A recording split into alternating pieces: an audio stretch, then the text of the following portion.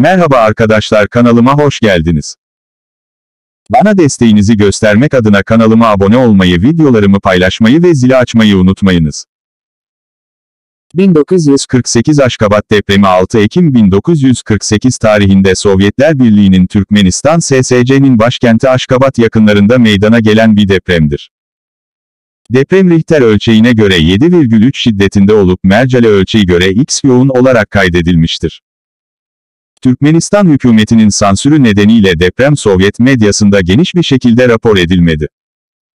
Tarihçiler, zayiat ve hasarın kapsamını bildirme yasağının Sovyet hükümetinin yeterli tepki için yeterli mali kaynak tahsis etmesine izin vermediği konusunda hemfikirdir. Ayrıntılar. Deprem, 6 Ekim 1948 sabah saat 1:12'de meydana geldi.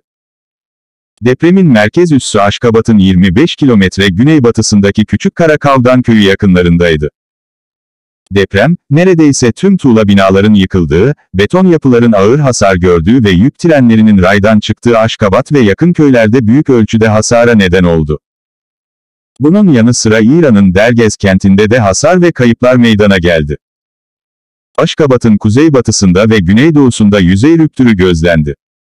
Medya kaynakları, o zamanki Türkmenistan SSC'nin nüfusunun neredeyse %10'una denk gelen 10,000 ila 110,000 arasında ölü sayısı konusunda değişiyor. Bu depremde gelecekte Türkmenistan Cumhurbaşkanı olan Saparmurat Türkmenbaşı'nın annesi Kurban Sultan Ece ve ailesinin geri kalanı hayatlarını kaybettiler.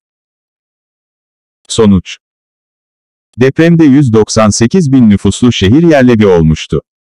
Asya'nın en yıkıcı depremlerinden biri olan depremde 110 bin kişi hayatını kaybetmiş, kentteki binalarında %98'i yıkılmıştı. Depremin gerçekleştiği 6 Ekim tarihi Türkmenistan'da Milli Matem Günü ilan edilmişti. Türkmenistan'da bulunan Anıtlar Parkı'nda Aşkabat depreminin anıt heykeli bulunmakta ve her sene depremde hayatını kaybedenler anılmaktadır.